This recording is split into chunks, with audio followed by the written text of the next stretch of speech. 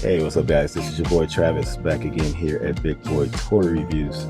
And today we are taking what do you want to call it? A throwback look at the Variable Action Heroes One Piece. I believe this is the raid on Onigashima. No, well, this is the Wano arc, Luffy. I did review this figure 8 years ago. I just looked at my old video. Boy, was that a rough time. I definitely sound completely different. The video quality was absolute garbage. Not to say that this video quality is great, but it is way better than it was back then. But I want to revisit this because I want to see if they made any changes. One thing they did do was change the box completely. They got a black and white figure or picture there.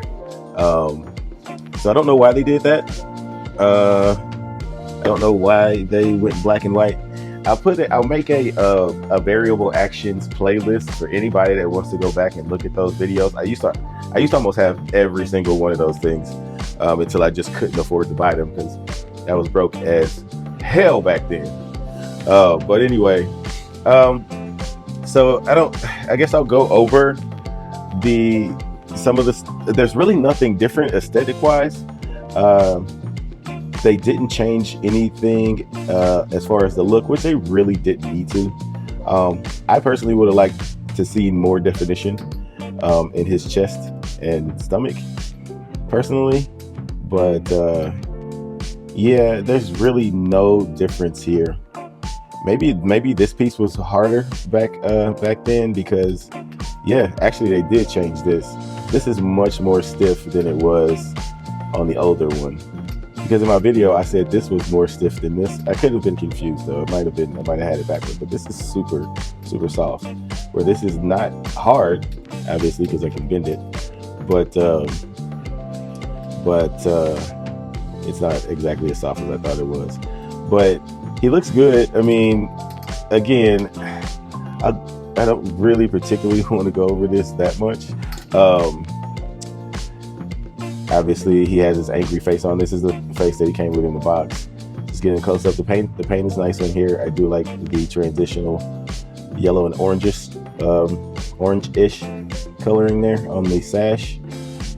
You do have shading throughout his shirt. But yeah, that's pretty much it. I'm not going to go into super detail about this guy because this is an older figure. I just want to go over some stuff to see if I notice any changes. And I did sell him, so that's why I have him again, because I ended up selling a lot of my collection a couple of years ago just for some money. Your boy was struggling, but I can already tell they changed his shoulders. So on the older version, his arms would stick out about this far, and it was very hard to get him to get his arms straight. Now you can't do it because the puffs in his sleeves are running into his shirt. But if they weren't there, if that wasn't there, he could get way further than the previous Luffy. So I do see that they fixed that. So they fixed the shoulder issue. They also have a Zoro that I'm going to pull out too. And I actually still have that Zoro. Some of them I was able to keep. Actually, I kept the Zoro because it was broken, and I fixed it, and I really couldn't sell it. So I needed a new Zoro. So they fixed that. Shoulders are the same otherwise. He still can't really get past 90 degrees there. Let's see if they changed anything in the chest. Nothing backwards, not as good forward, no side to side. He does twist up there. Twisting down here, still no good crunch forward. Basically the same in the legs.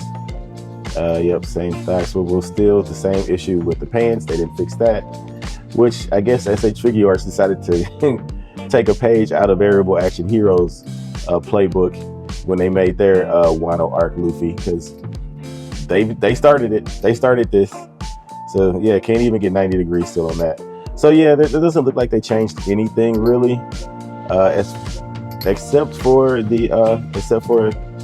me being able to get these these arms all the way down, which I wasn't able to do on the original one. Feet and everything, feet articulation and everything are the same. So yeah, let's his accessories are all the same as well. I do want to take a look at the hat. So he comes with it's the same two karate chop hands and the same two open palm hands. Like this is typically to put on top of his head to like hold his hat on his head like he kind of does in the anime. And then he has his two faces. So the angry face and the smiley face. And they're done really nicely. Nothing to write home about there. Then he comes with two straw hats, one to go on top of his head, and then one to have around his back when he doesn't have his hat on. And so you do have to use a separate couple of pieces here in order to put his hat on. So we will give this a shot and pop that head off.